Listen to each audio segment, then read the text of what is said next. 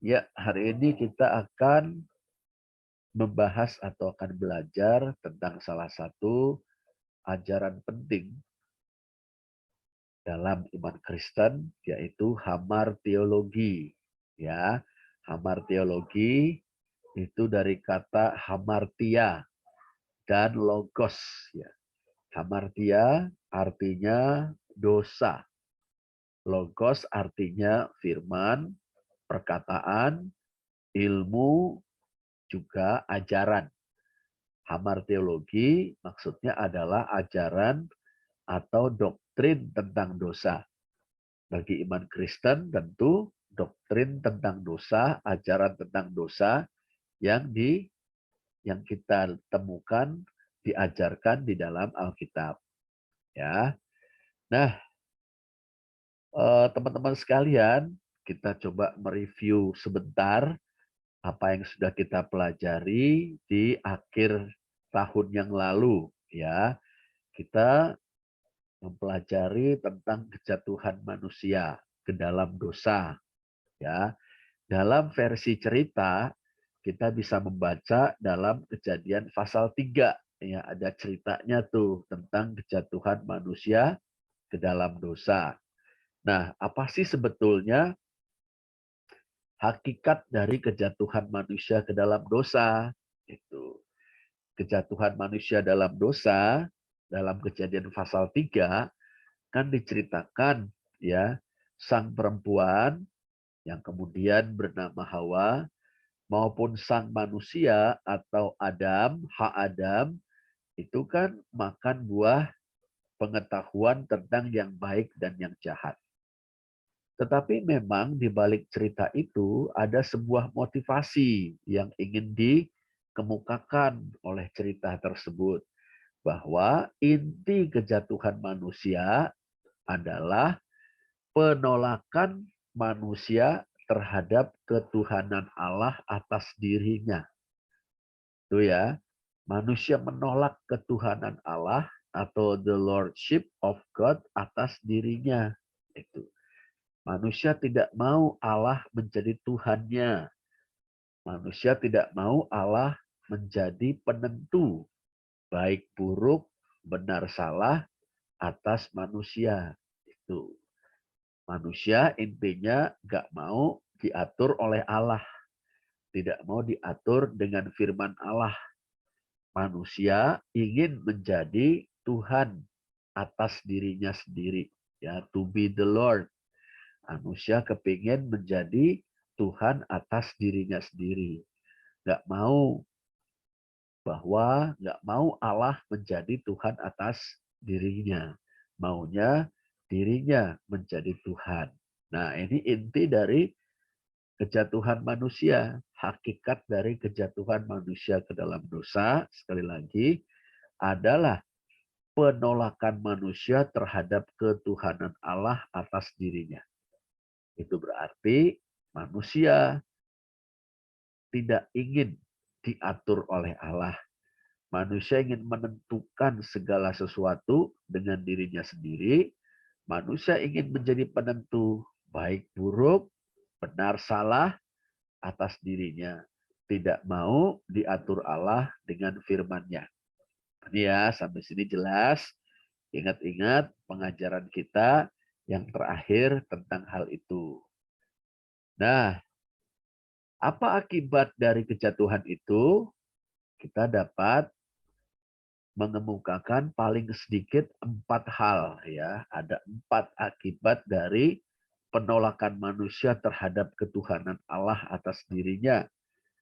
Ya, ada 4 akibat dari keinginan manusia menjadi Tuhan atas dirinya sendiri. Manusia terpisah dari Allah, itu yang pertama. Manusia hidup dalam penindasan terhadap sesamanya, itu yang kedua. Alam terdampak oleh dosa manusia, itu yang ketiga. Dan manusia takluk kepada kematian, itu yang keempat. Ya, jadi akibat dari kejatuhan manusia ke dalam dosa paling sedikit ada 4. Pertama, manusia terpisah dari Allah. Kedua, manusia hidup dalam penindasan terhadap sesamanya. Ketiga, alam terdampak oleh dosa manusia. Keempat, manusia takluk kepada kematian. Nah, kita coba lihat satu demi satu meski agak sekilas ya. Yang pertama, manusia terpisah dari Allah. Artinya manusia kehilangan persekutuan dengan Allah. Semula manusia hidup dalam persekutuan dengan Allah. Itu sangat indah ya, hidup dalam persekutuan dengan Allah, mengalami kasih Allah, ya, mengalami kemurahan Allah, kebaikan-kebaikannya, manusia dapat memuliakan Allah dan menikmati kebaikan-kebaikan Allah. Tapi setelah jatuh ke dalam dosa, tidak bisa lagi. Dia terpisah dari Allah, kehilangan persekutuan dengan Allah. Dalam cerita Kejadian pasal 3, kita membaca khususnya ayat 23 dan 24, hal ini diungkapkan dengan pengusiran manusia dari Taman Eden. Nah, ini ya, manusia diusir dari Taman Eden. Itu artinya manusia kehilangan persekutuan dengan Allah. Nah, yang kedua, manusia hidup dalam penindasan terhadap sesamanya. Ini. Contohnya kita bisa baca dalam Kejadian 3 ayat 16, penindasan laki-laki terhadap perempuan. Nah, ketika manusia ingin menjadi tuan atas dirinya sendiri, tidak mau mengabdi kepada Tuhan, tidak mau mengabdi kepada Allah, salah satu akibatnya ia juga ingin menguasai orang lain. Dia ingin menguasai orang lain. Maka terjadilah penindasan. Dan penindasan seakan-akan selalu mewarnai, ya, menjadi warna yang sangat dominan dalam sejarah umat manusia. Contohnya itu penindasan laki-laki terhadap perempuan. Terjadi dalam rumah tangga, keluarga-keluarga, ya kan? Bahkan pada masa pacaran saja tidak jarang yang laki-laki atau yang cowok menindas perempuan atau yang cewek. Itu kadang-kadang ngeri juga ya adik-adik, teman-teman, apalagi perempuan-perempuan, putri-putri, gadis-gadis remaja, ya mungkin pernah dengar istilah toxic relationship ya. Toxic relationship itu hubungan yang tidak sehat, hubungan yang sakit ya. Misalnya saja cowoknya atau pacarnya itu suka memaki-maki, ya ketika salah sedikit dia memaki-maki, dia posesif sehingga kita tidak leluasa untuk menjalani hidup kita, melakukan aktivitas kita, membatasi pergaulan kita, bahkan kadang-kadang dia mungkin main pukul gitu kan. Wah, adik-adik kalau mengalami hal ini dalam pacaran, maka Pak Rudi itu sangat menganjurkan putus saja. Itu sudah toxic relationship ya. Suatu hubungan yang sakit itu, hubungan yang meracuni dan itu sangat berbahaya. Kalau masa pacaran saja sudah begitu, bayangkan apa yang terjadi pada masa berumah tangga. Tetapi itu merupakan salah satu simptom atau gejala ya dari rusaknya hubungan antar manusia akibat kejatuhan manusia ke dalam dosa. Penindasan menjadi salah satu ciri yang mengancam kehidupan manusia. Itu baru satu segi. Ada juga penindasan perbudakan ya, berupa perbudakan ya, apa namanya, yang juga sangat marak termasuk di zaman ketika Alkitab ditulis dalam kurun waktu lebih dari 1000 tahun. Penindasan. Nanti apalagi namanya kesewenang-wenangan si kuat terhadap si lemah. Ya, ya. Nah, yang jelas memang akibat kejatuhan manusia ke dalam dosa, manusia hidup dalam penindasan terhadap sesamanya. Ini manusia menindas sesamanya. Lalu yang ketiga, ya, alam juga terdampak oleh dosa manusia. Itu alam ikut terdampak, kena pengaruh juga, ya. Seperti itu. Untuk menyambung hidupnya, manusia harus bertarung, ya, bergulat dengan alam. Teman-teman bisa baca tuh di Kejadian 3 ayat 17 sampai 19a gitu loh. Ya, bagaimana harus dengan susah payah mencucurkan keringat, ya, mendapatkan makanan dari alam seperti itu. Nah, sekarang memang tidak semua orang menjadi tani, tidak semua orang jadi pemburu atau peramu, tapi tetap ya manusia bergulat dengan alam supaya dapat menyambung hidupnya, bahkan mempertahankan hidupnya seperti itu. Nah, nanti kalau kita belajar makin dalam, kita suatu saat akan membaca, meneliti Roma pasal 8 ya, bahwa atau yang mengajarkan tentang seluruh ciptaan Allah, seluruh makhluk itu ada dalam penderitaan juga, bukan hanya manusia. Nah, ini efek dosa ya, efek dosa atau dampak dari dosa itu ya, benih-benih kebinasaan, kerusakan itu bekerja di dalam alam ini termasuk melalui manusia yang ingin mendapat makan, bahkan kemudian melayani keserakahannya, manusia merusak alam. Nah, ini ya. Dan yang keempat, dampaknya manusia takluk, akibatnya manusia takluk kepada kematian. Kita bisa baca dalam Kejadian 3 19b, ya, sampai engkau kembali kepada debu karena engkau adalah debu dan akan kembali kepada debu. Ini kematian itu ya. Bahwa setiap orang, setiap manusia takluk kepada kematian. Padahal Allah menciptakan manusia bukan supaya mati, melainkan supaya manusia hidup, menikmati persekutuan dengan Allah, menikmati kebersamaan dengan sesamanya, ya, menikmati sekaligus mengelola alam untuk kemuliaan Allah dan berbahagia untuk selama-lamanya. Tapi karena kejatuhan manusia ke dalam dosa, wah bubar deh. Nah, ini ya. Nah, itu akibatnya. Nah, ternyata lebih jauh, akibat-akibat itu bukan hanya dialami oleh Adam dan Hawa. Ya, bukan hanya dialami oleh Adam. Adam itu bahasa Ibrani, ya. Adam artinya manusia. Itu artinya sang atau si, bahasa Inggris the, ya.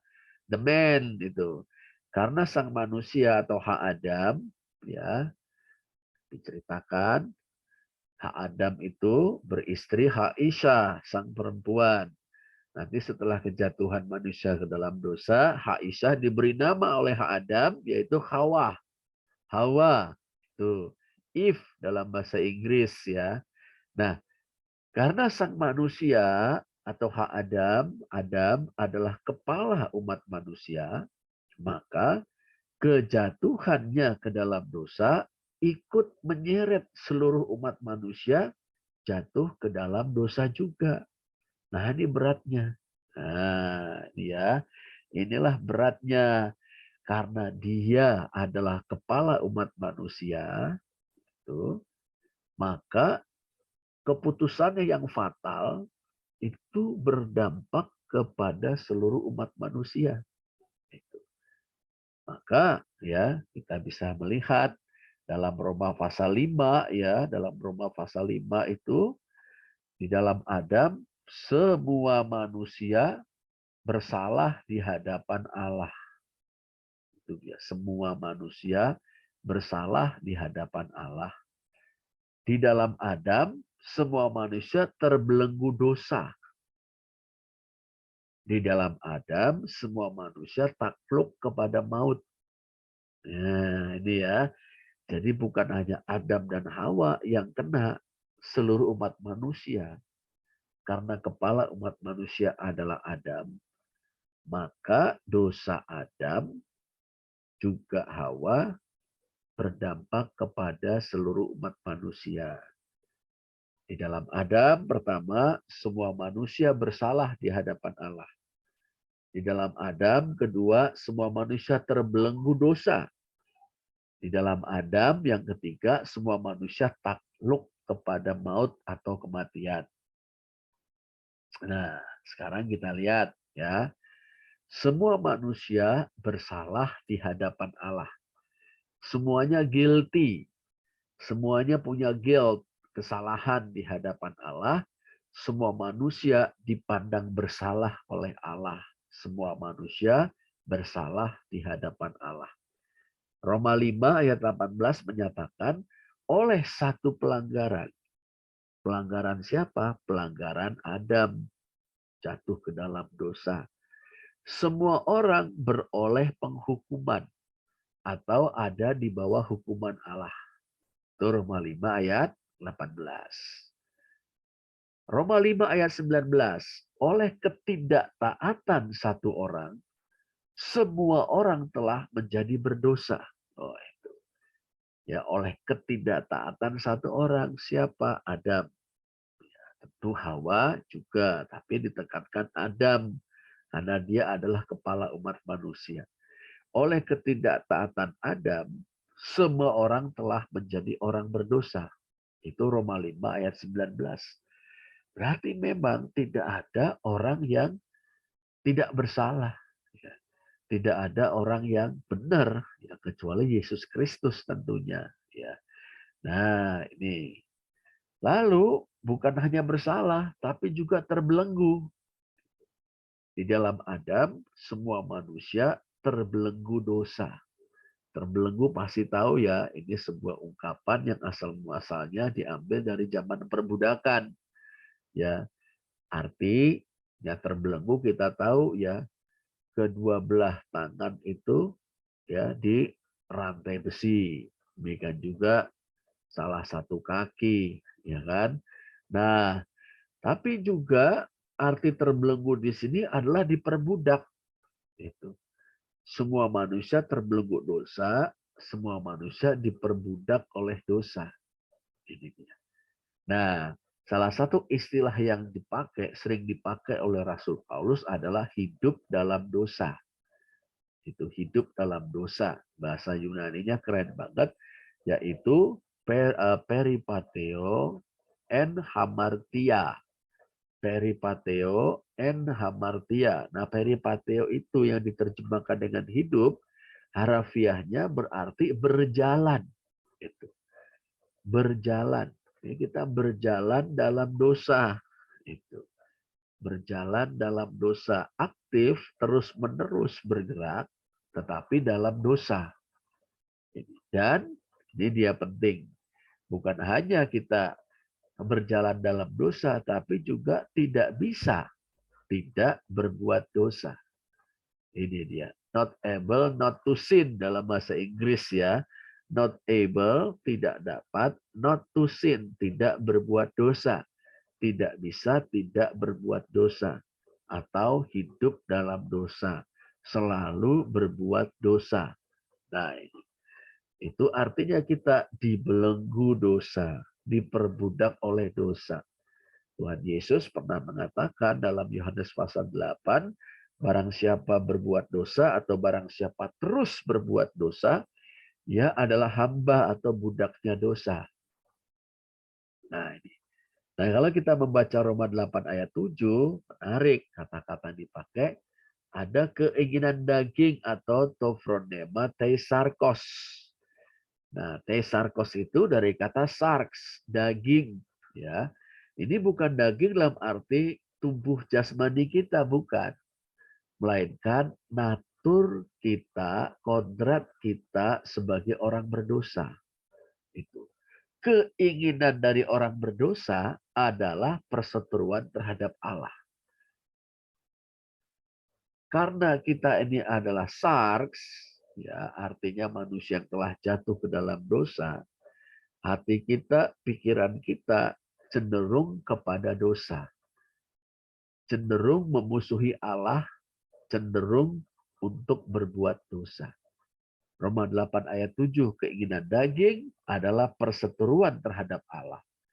Karena ia tidak takluk kepada hukum Allah. Hal itu, takluk kepada hukum Allah, memang tidak mungkin bagi manusia yang telah jatuh ke dalam dosa. Jadi maunya terus-menerus menolak, maunya terus-terus melawan, tidak mau taat kepada Allah, berseteru dengan Allah. Lalu berikutnya, mereka yang hidup dalam daging, kata Rasul Paulus di ayat 8, pasal 8 Roma, ya, hoi en sarki ontes, mereka yang hidup dalam daging atau mereka yang hidup menurut natur atau kodrat yang manusia yang telah jatuh ke dalam dosa, yang sudah dibelenggu dosa itu, tidak mungkin berkenan kepada Allah. Tuh, lihat. Wah, kelihatannya fatal sekali ya. Kejatuhan manusia ke dalam dosa itu ya berdampak pada tiap-tiap orang. Itu. Tiap-tiap orang bersalah kepada Allah, tiap-tiap orang terbelenggu dosa, ya, hidup dalam dosa, tidak bisa tidak berbuat dosa, itu berseteru dengan Allah, tidak takluk kepada hukum Allah, tidak mungkin berkenan kepada Allah. Itu. Dan kita menemukan ada suatu paradoks, adik-adik, teman-teman ya. Paradoks itu apa sih, Pak? Paradoks itu adalah dua hal yang sepintas bertentangan, padahal tidak. Nah, itu paradoks. Ya, dua hal yang sepintas kelihatannya loh, sepertinya loh bertentangan. Tetapi sesungguhnya tidak. Di sini kita lihat dalam Efesus 2 ayat 1 sampai 2 ya. Efesus 2 ayat 1 sampai 2. Nah, ini bagus juga nih kalau kita membaca Alkitab ya. Dibuka ya, adik-adik Alkitabnya ya. Efesus 2 itu ayat 1 sampai 2 ya. Efesus 2 ayat 1 sampai 2. Firman Tuhan mengatakan, kamu dahulu sudah mati karena pelanggaran-pelanggaran dan dosa-dosamu. Kamu hidup di dalamnya. Nah, ini paradoks yang pertama. Di satu sisi dikatakan kamu dahulu. Kok disebut kamu dahulu? Yang baca orang-orang Kristen Efesus. Dulunya sebelum jadi Kristen, orang-orang Efesus ini dikatakan sudah mati karena pelanggaran-pelanggaran dan dosa-dosa. Itu dia. Berarti pelanggaran-pelanggaran dan dosa-dosa itu mematikan kita secara rohani. Ya, pelanggaran-pelanggaran dan dosa-dosa itu membuat kita mati rohani. Itu. Membuat kita terpisah dari Allah, membuat kita tidak bisa berkenan kepada Allah, bahkan membuat kita berseteru dengan Allah. Tapi dikatakan juga kamu hidup di dalamnya, ayat 2. Kita tanya, hidup di dalamnya ini di dalam apa? Tentu saja terkait dengan ayat 1, yaitu hidup di dalam pelanggaran-pelanggaran dan dosa-dosa. Itu, ya. Mati tapi hidup, hidup tapi mati. Ini paradoksnya, ya. Mati rohani. Pelanggaran-pelanggaran dan dosa-dosa kita membuat kita mati rohani. Membuat kita terpisah dari Allah. Membuat kita bersalah di hadapan Allah, membuat kita terbelenggu oleh dosa, membuat kita menjadi seteru Allah, itu, dan kita tidak dapat menghasilkan sesuatu yang baik, yang berkenan di hadapan Allah. Itu. Tapi pada saat yang sama, kita hidup atau berjalan di dalam pelanggaran-pelanggaran dan dosa-dosa. Itu. Nah, ini berarti ya, ini berarti hidup dalam dosa tidak bisa tidak berbuat dosa. Ini ya, Efesus 2 di itu paradoks yang pertama. Paradoks yang kedua, ya dikatakan mendurhaka kepada Allah, menaati kuasa kegelapan. Kita baca lagi. Kamu hidup di dalamnya karena kamu mengikuti jalan dunia ini, karena kamu mentaati penguasa kerajaan angkasa, yaitu roh yang sekarang sedang bekerja di antara orang-orang durhaka. Nah, orang-orang durhaka ini atau anak-anak kedurhakaan itu loh dalam bahasa Inggrisnya, dalam apa kalau diterjemahkan secara harfiah ya, mendurhaka kepada siapa? Kepada Allah. Mendurhaka kepada Allah, tapi kok sebaliknya menaati kuasa kegelapan atau iblis. Itu. Ini paradoks yang kedua. mendurhaka tapi taat. Sepertinya bertentangan, padahal tidak. Mendurhaka kepada Allah dan menaati kuasa kegelapan atau iblis. Nah, ini paradoks yang kedua. Paradoks yang ketiga, ya, kan kita maunya itu bebas merdeka dari Tuhan, menjadi tuan atas diri kita sendiri, ya. Nggak mau membiarkan atau mempersilahkan Tuhan mengatur kita, memberitahu kita dengan firman-Nya apa yang baik, apa yang jahat, apa yang benar, apa yang salah, ya kan, apa yang berguna, apa yang tidak berguna. Kita mau menentukan segalanya sendiri. Nah, nggak usah Tuhan, saya bisa sendiri gitu. Tapi malah kita terjebak. Nah, ini paradoks yang ketiga, yaitu hidup di dalam hawa nafsu daging, menuruti kehendak daging dan pikiran kami yang jahat. Ini semua aspek batiniah manusia loh, ya. Daging di sini sekali lagi bukan tubuh manusia, bukan jasmani manusia, tapi manusia dalam keadaannya yang telah jatuh ke dalam dosa. Di situ ada hawa nafsu dari manusia yang telah jatuh ke dalam dosa. Kehendak dari manusia yang telah jatuh ke dalam dosa. Pikiran yang jahat. Nah, jadi manusia kita secara batinnya ini, waduh, memang parah nih ya, betul-betul terbelenggu dosa, betul-betul dirusak oleh dosa. Nah, ini ya. Lalu kita lihat lagi ya, itu kita sudah lihat dampak dari kejatuhan manusia ke dalam dosa atas seluruh umat manusia termasuk kita. Itu. Dampak pertama, semua bersalah di hadapan Allah. Dampak yang kedua, semua terbelenggu dosa. Apa dampak yang ketiga? Semuanya takluk kepada maut atau tunduk kepada kematian. Jadi tunduk kepada takluk atau tunduk kepada kematian. Wah, sedih sekali ya. Jadi di dalam Adam semua manusia takluk kepada maut. Roma 5 ayat 15 mengatakan karena pelanggaran satu orang maka semua orang telah jatuh di dalam kuasa maut. Roma 5 ayat 15. Tuh. Roma 5 ayat 17, oleh dosa satu orang maut telah berkuasa oleh satu orang itu. Jadi semua orang dikuasai oleh maut atau kematian. Dan memang kita tahu bahwa setiap orang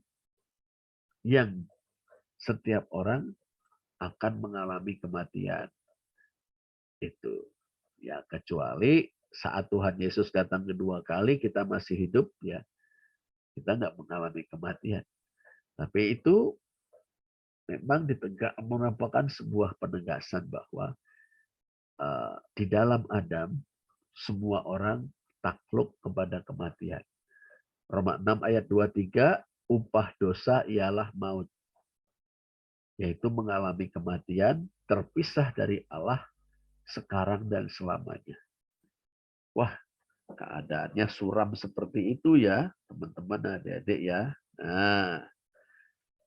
Nah, kalau gitu, ini kita merenung dulu barang sejenak ya. Wah, ternyata situasinya seperti ini. Gitu. Terus bagaimana? Dan persoalannya ini bukan hanya pengetahuan tentang sesuatu yang ada di luar kita. Ini adalah kenyataan yang menyangkut hidup kita masing-masing, hidup tiap-tiap kita. Itu. Bahwa kita adalah manusia berdosa, baik karena kejatuhan manusia pertama, kejatuhan Adam, maupun karena dosa-dosa kita sendiri. Itu dia. Wah ya, kita bersalah, kita terbelenggu, dan kita tunduk atau takluk kepada maut atau kematian. Nah, adik-adik, ada pertanyaan nih. Dalam keadaan yang seperti ini, bisakah ya manusia kita ini menghasilkan sesuatu yang kudus dan yang berkenan kepada Allah. Menurut Roma 12 ayat 1 ya. Bisa enggak kalau kita ini ya bersalah di hadapan Allah, terbelenggu dosa, dan takluk kepada maut atau kematian, bisa enggak kita melakukan sesuatu yang kudus dan yang berkenan kepada Allah? Nah, ini dia. Nah, ini ya yang Pak Rudi kemukakan. Kamar Teologi Doktrin tentang Dosa ya mengingatkan kita pada pengajaran di akhir tahun yang lalu. Pak Rudi stop dulu sampai di sini. Barangkali ada pertanyaan, silahkan. Pak Rudi mempersilahkan. Coba atau tanya dulu ya, tanya dulu satu-satu nih ya.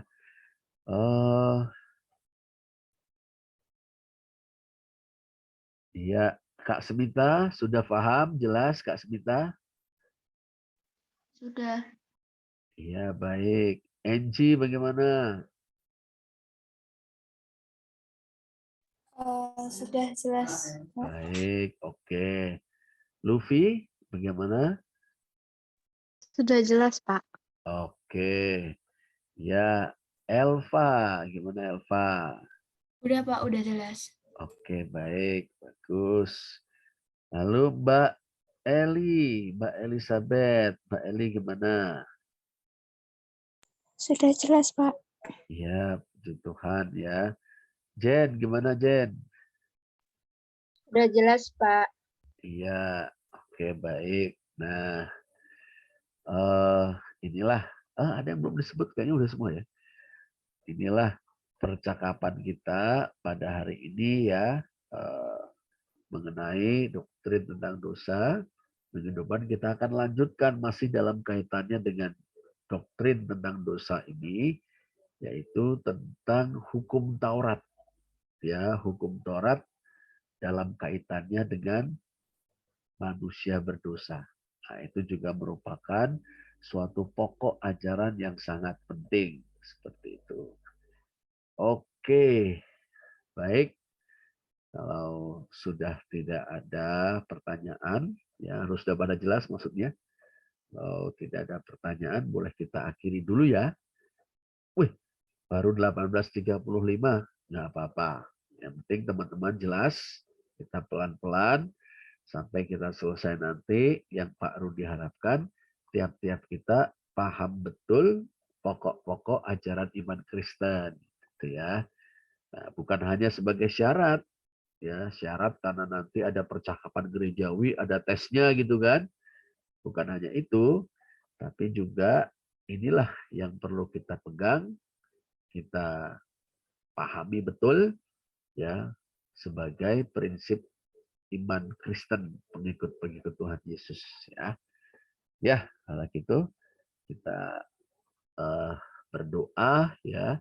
Kita akan berdoa. Mari kita berdoa. Bapa Surgawi, kami anak-anak-Mu sedang belajar untuk mengenal pokok-pokok iman Kristen.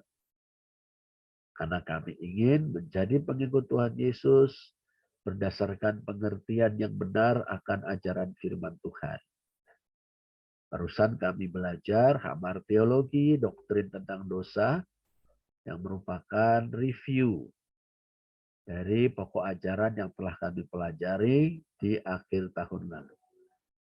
Tolong Tuhan, Engkau menyempurnakan pengajaran ini dalam hati dan pikiran kami, sehingga kami boleh betul paham, kami juga memiliki sebuah sikap yang jelas terhadap dosa, dan juga sikap terhadap Engkau.